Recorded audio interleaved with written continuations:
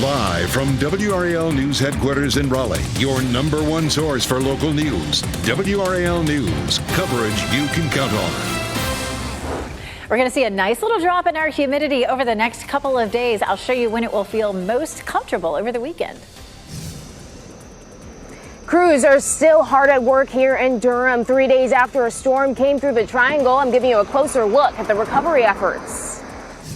Your child may get to school late every day this fall. Today, Wake County Schools is letting families know who will need to stay on the bus longer than expected and why. And California is getting ready for what it expects to be a historic storm. Anytime you have a swell push up from the south, it's going to be big. Hurricane Hillary bearing down on Southern California, the first storm of its kind in more than 80 years. That's how long it has been since California has been hit by a tropical storm. Very unusual and very concerning.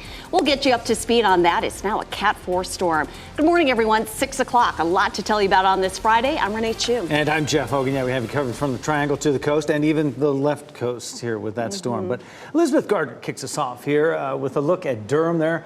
It is bright blue skies. We'll get a lot of sunshine today. Yeah, we're kicking off a nice quiet weekend of weather here. A beautiful sunrise here in progress in downtown Durham. Right now it's 71 degrees and our dew point has dropped to 66. So it's feeling a good bit more comfortable this morning. The heavy feel to the air yesterday won't feel nearly as bad today. It's going to be hot still at 90, but we'll continue this trend of cooler temperatures and lower dew points, making Saturday really feel nice.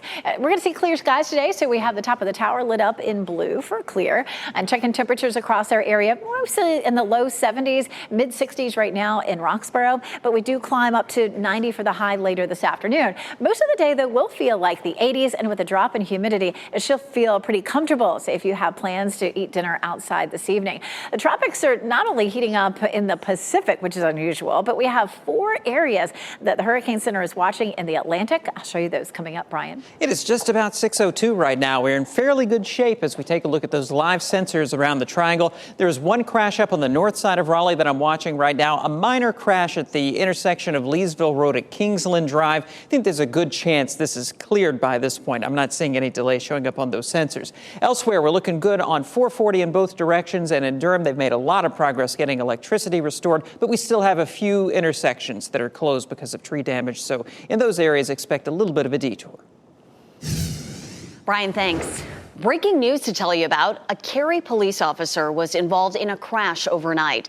This happened around 2:15 this morning at the intersection of North Harrison Avenue and Chapel Hill Road. The officer involved was not hurt. There's no word on whether the other driver was hurt or whether any charges will be filed. Today, families in Wake County will find out if their kids will be among those arriving late to school each day because of new bus routes. WRAL's Kelsey Coffey joins us live as these families will be planning new routines. The traditional school year starts in just 10 days. Kelsey, good morning. Good morning. The school system will be announcing those bus routes a little bit later today, and more than 550 bus drivers will be headed here to the bus depot on the first day of school. But now that's just the same amount of drivers as there are routes. So more than 2,000 students will still be potentially arriving late to school if more drivers are not hired.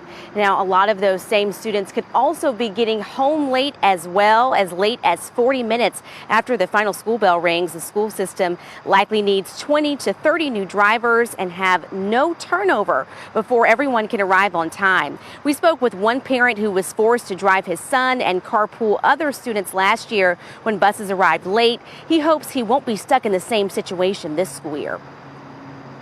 There were times where my son was getting home around 5:30 to 6. It was already dark. And also when they were picking him up, since the bus was right behind schedule, he was making it around 9:30, 10 o'clock. And the school system is training 16 new driver candidates, but their hiring process usually takes more than a month. So we could see these delayed arrivals for a while. Kelsey Coffey, WRAL News, live in Raleigh. WRAL is your back-to-school headquarters. Watch On the Record on WRAL Saturday night at 7 as we sit down with district leaders in Wake, Durham, and Cumberland counties talk about the upcoming school year. For information on all things back to school, visit WRAL.com and search Back to School. People in Durham are waking up this morning with their power back on after some were without it for more than 48 hours. Duke Energy crews finished work last night after the widespread outages from Tuesday's storm, but there is still damage to be cleaned up. WRAL's Destiny Patterson joins us live from Durham with a look at the challenges still ahead. Good morning, Destiny. Good morning. It's definitely been a busy few days for crews out here in Durham. This crew right here, one of the workers told me that they are working on internet cables. But over here at the intersection of Anderson and Moorhead, one of the most glaring issues here is that they're still without a traffic light. You see, they've got these makeshift stop signs here to let people know that they should be making a four-way stop here. But just to the right of that, you can see where the actual down traffic pole is. Of course, it's been hectic for people here in the Durham area because there were tens of thousands of people who were completely without power for more than 48 hours. A Duke Energy spokesperson says that this has been a tough recovery for them due to the downed trees, and he says that it's largely due to the infrastructure. We're also making grid improvements, and those grid improvements include strengthening poles and wires and adding self-healing technology. This technology helps to automatically reroute power when an outage occurs. He says that some of that healing technology was used during these storms. But of course, like I said, still tens of thousands of people who were without power for days. And of course, this is good news, knowing that there is some progress being made here and hopefully progress for the future. Destiny Patterson, WRAL News in Durham. Breaking news we're following this morning. A man is in critical condition after a shooting in Goldsboro. Police say the shooting happened just after 10 last night on Brazil Street. You see it on this map here. Officers found a 22-year-old man with a gunshot wound there. He was taken to the hospital, then flown to ECU Health in Greenville. We're working to find out if an arrest has been made. Maui's top emergency management official has resigned amid the deadly wildfires. The move follows recent pushback over failing to sound the sirens to warn people there about the fast-moving fires. This new drone video gives us a better look at the widespread destruction in Lahaina. You can see the entire area is decimated. At least 111 people are dead, and an estimated 1,300 are missing. Maui's mayor stepped down due to health reasons. He says they plan to find someone to fill the role immediately, given the urgent need due to the fire crisis. And the FBI has arrived in Maui to help identify victims. Officials say only a handful of the more than 100 people killed have been identified. They say the process could take months because of the conditions of the remains from the fire. FBI agents are now analyzing fingerprints and DNA samples to help with the process. They're also asking family members of those missing to provide samples of their loved ones in cases where bodies are not recognizable. People in Southern California are preparing for what could be a historic weather event. Hurricane Hillary was upgraded overnight to a Category 4 storm. It's expected to weaken ahead of landfall, which could happen in Southern California. Look at the cone on this. That state has not been hit by a tropical storm in more than 80 years. People in Durham will have to wait a little longer to find out whether their public parks have unsafe levels of lead. The city was expected to release final results on Tuesday. Last night, they announced the report will not be done until next Friday. An environmental science firm was hired by the city to test soil samples at 5 public parks. Preliminary test results indicated there were high levels of lead in areas of Lyon Park, Walltown Park, and East End Park. Just this past weekend, the city closed a playground at Northgate Park after finding soil with lead levels above the EPA threshold. As for why this final report is delayed, the city says the company doing the work is still receiving lab results. College campuses around the Triangle will be busy today and throughout the weekend with thousands of students moving in and getting ready to start the new school year. At UNC Chapel Hill, Chancellor Kevin Guskowitz will be welcoming students to campus this morning. And at NC State, Chancellor Randy Woodson will be greeting new students at the dorms this morning. First day of class at both schools is Monday. People in Raleigh are teaming up to try and reduce violent crime. It needs to be handled because it's getting worse. The events the group is holding this weekend as it works to grow its community effort. Also, scary moments on a Southwest plane. The pilot forced to turn around for an emergency landing after these flames shooting out of an engine mid-flight. And today does stay hot with a high of 90, but we'll see a nice drop in our humidity. It drops even farther tomorrow, along with the temperature. Saturday looks glorious, but I'll show you why we're back into some fairly intense heat next week coming up. As you get into your car, tune to WRAL News Plus on your radio. In Raleigh on 99.3 FM. In Durham, 96.5 FM. And everywhere on 101.5 HD3.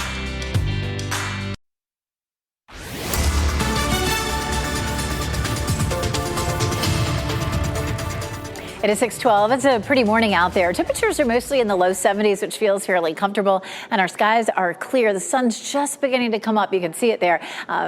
Great angle on that sunrise there in downtown Durham. Wilson taking a look there. Just a little bit of a breeze spinning the whirligigs this morning. We're looking at 70 currently under clear skies in Fayetteville. So heading out the door, you don't need to really take anything with you. You're not going to need an umbrella for it today. We'll have a few passing clouds this morning. Temperatures in the mid 70s by 8 or 9 o'clock. We climb into the mid 80s at lunchtime, and we'll stay in the 80s for most of the day today. We may bump up to 90 just briefly in the afternoon. A little break in our humidity today, but it will feel even nicer tomorrow. I'll show you what it will feel like coming up in just a little bit. Brian?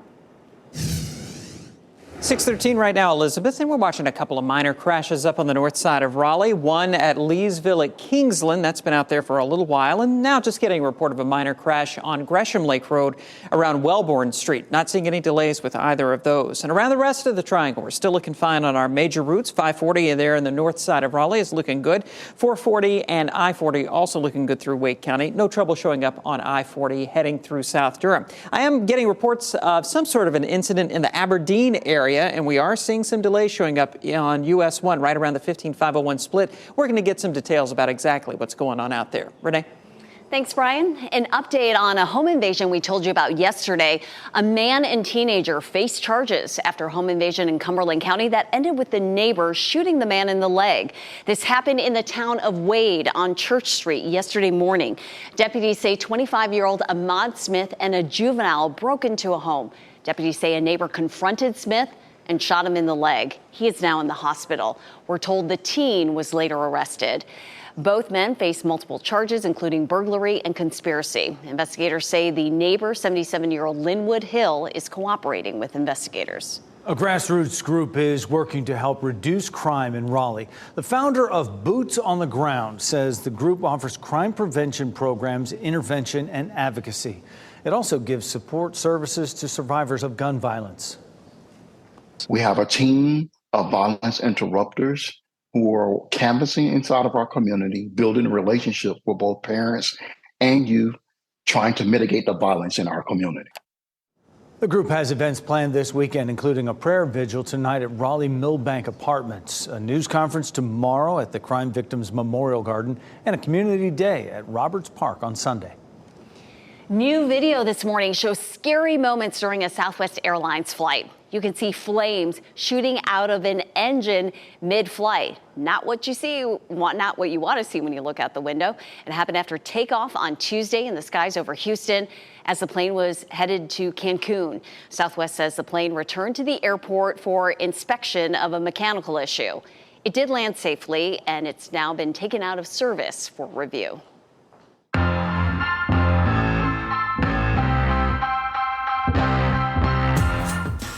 There's plenty to do in the Triangle this weekend, from live music to a soapbox derby. Here's a look at some of WRAL's out and about best bets, starting with Steep Canyon Rangers. They'll play a show tonight at the North Carolina Museum of Art's Outdoor Museum Park. Tickets are $30. Tomorrow night, a cappella group Pentatonics will take the stage at Coastal Credit Union Music Park at Walnut Creek. They'll be joined by country star Lauren Elena. The popular Kirby Derby race is happening from 3 to 9 tomorrow at Dix Park. Costume competitors will be racing downhill in hopes of winning the Kirby Cup. There will be a pine car race for the kids, followed by a parade, and then comes the soapbox derby. Raleigh-Durham Afro-Caribbean Association will present the 10th annual Carib Mask Carnival Parade tomorrow in Raleigh City Plaza. The event will also include a festival, arts and crafts, vendors, and live entertainment. Admission is free. To find out more about these events and others, you can just go to WRAL.com and search Out and About. And our weather this weekend will look really nice for all those outdoor events. Meteorologist Elizabeth Gardner in the WRAL Severe Weather Center with first how our Friday is shaping up. And we have a rain-free day today and a rain-free weekend, it looks like. A nice drop in our humidity, especially tomorrow. Tomorrow's going to feel, as good as it can feel in August. It's still August, but I'll explain coming up. Let's start off with a look at what's happening out there. A little bit of cloud cover is about to make for an absolutely gorgeous sunrise there in Goldsboro. Same story in Apex and Chapel Hill, courtesy of Top of the Hill Restaurant. And of course, there's our newsroom in Fayetteville. A pretty nice weekend in our forecast. Today's high will be 90, but we'll hit 90 briefly. Mainly, it'll feel like upper 80s during the afternoon, and our humidity is on its way down. It bottoms out tomorrow, way down, with a dew point in the upper 50s, which is highly unusual for August. So it's going to feel pretty good, and we don't hit 90s. Now, Sunday, we do climb back to 93, and it'll be a little bit more humid. So of the 2 days, if you had to choose, Saturday will feel a bit more comfortable. Beach forecast, both tomorrow and Sunday. We'll see high temperatures in the low to mid 80s. Should be rain-free. Good weekend at the beach, but we do have a moderate rip current danger for most of the coast and our southern-facing beaches there near Wilmington, a high risk. So do be careful in the water. Over the weekend in the mountains, both days looking at mid 80s in Asheville, mid 70s in Boone, and places like Grandfather Mountain in the 60s this time of year. Things are starting to get busier in the tropics. There are 4 different areas that the Hurricane Center is watching. None of them are tropical depressions yet. One of them in the Bahamas could develop in the Gulf. It's a 30% chance. And then now there are 3 of them lined up coming off the coast of Africa. This is a new one here. That one has a 20% chance of developing. The middle one, a 40% chance. And the far east one there, a 70% chance of developing in the next 7 days. Let's take a look at the middle one here. We have model plots for it. It's going to continue to head west and then potentially make a turn to the north. And of course, we'll watch that. That takes us out to next Wednesday. So we have a long time to watch that one. Same thing with this one, too. We'll roll that one out, and it starts west and then begins to shift potentially up into the Atlantic. Way too early to know exactly whether or not either one of those will affect land. But this powerful storm, Hurricane Hillary, is a Category 4 off the coast of Mexico, and it's likely to make landfall here in Southern California as a tropical storm. That's something that rarely happens because usually the ocean temperatures in the Pacific are way too chilly for that. Flash flooding and landslides are possible. That's something that we'll watch very closely. That would happen Sunday night into Monday. Our weekend forecast, upper 80s to low 90s, but Monday and Tuesday, we're back into the upper 90s. Brian, it's going to be hard to go from Saturday at 88 back into the upper 90s. I'm not a fan. You don't have a choice. Yeah. 6:20 right now as we take a look at... Oh, okay, well, that is a choice. So we checked traffic this morning.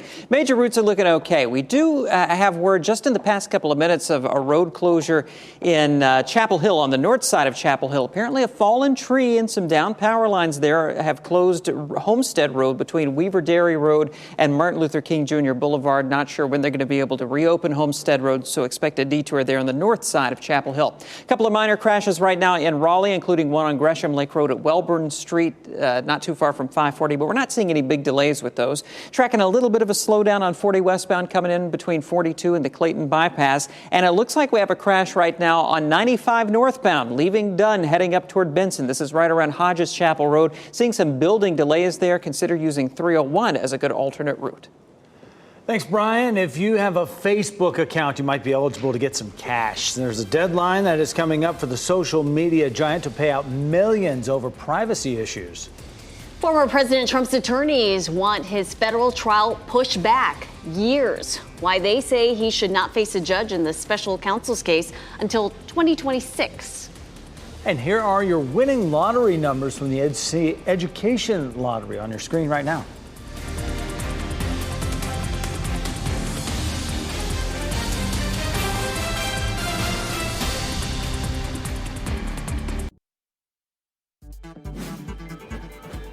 This What's Trending report, sponsored by Rug & Home.